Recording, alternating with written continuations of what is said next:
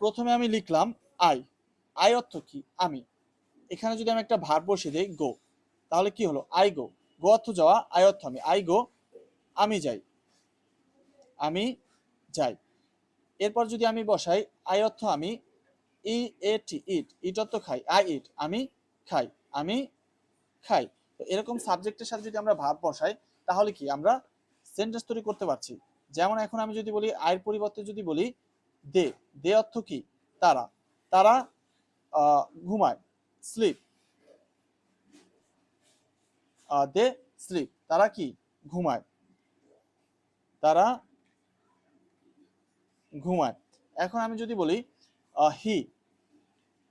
He works.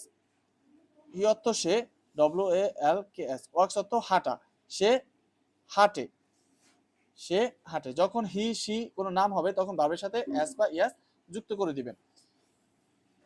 I অর্থ আমি, sell অর্থ বিক্রি করা। আই সেল, আমি বিক্রি করি।